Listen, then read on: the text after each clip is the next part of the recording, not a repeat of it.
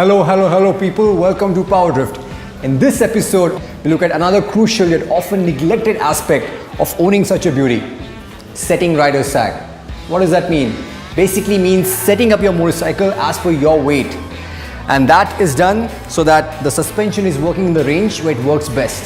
And you do that by tweaking the springs of the fork and the shock by adjusting the preload setting. Why should you bother with all of these things?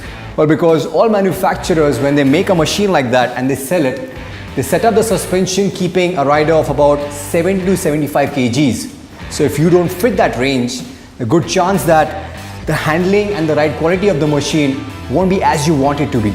But fret not, because we are here to help you set up the bike as per your preference in these easy steps. However, I recommend going through your owner's manual to see if it lists any special equipment which you would need for this process, so that you can get them before you begin. And also keep the default settings of your suspension handy so that if you get the preload wrong, you can always revert and start fresh. All set?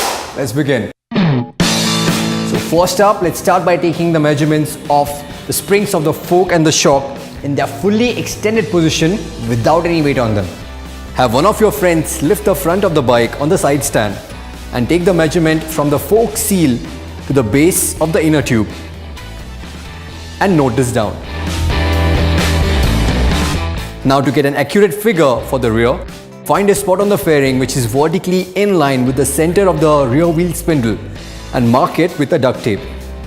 Then lift the rear wheel using the side stand and take a note of this reading between these 2 points.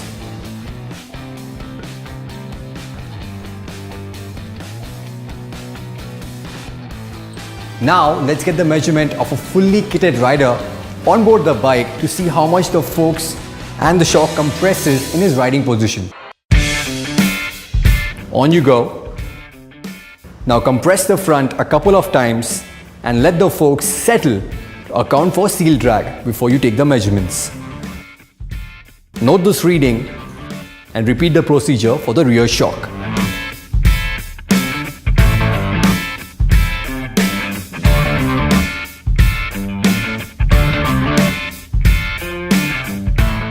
The recommended rider sag settings is usually 20 to 25 mm for track use and 25 to 30 mm for road use.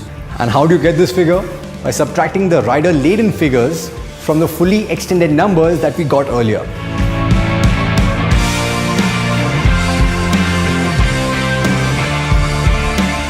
So now that we have the figures, we know that we need to take some preload out from the forks and dial some in at the back. Now how do you do that? Well, at the front, you need to turn the adjusters in the anti-clockwise direction. But before you do that, make sure you mark the starting point on the adjuster so you know exactly how much preload you are adding.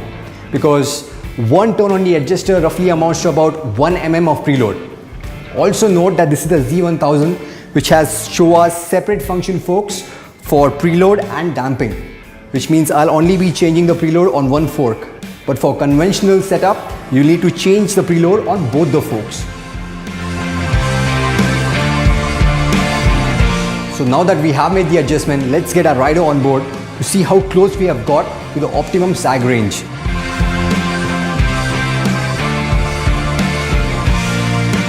Okay, so the front is set. Now let's move on to the back. So for tweaking the preload at the back for most superbikes, we require you to adjust these two collars with a C-spanner.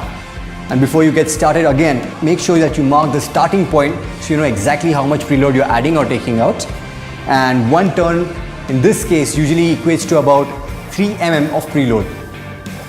So you loosen the top ring which keeps the preload ring in place and then turn it to the required setting, in this case in the clockwise direction, to add preload.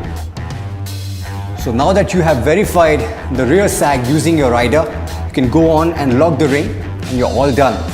Remember, this is just the starting point and a push in the right direction to help you give the confidence to play with the preload to get the most of your suspension, and also make a very solid base to help you tweak your compression and rebound, something which we'll obviously cover in the next episodes. But for now, this is all from my end. Thank you so much for watching. If you have any questions, please bombard them and we'll get back to you as soon as we can. And lastly, subscribe to Power Drift to be a part of the PD Army. Cheers.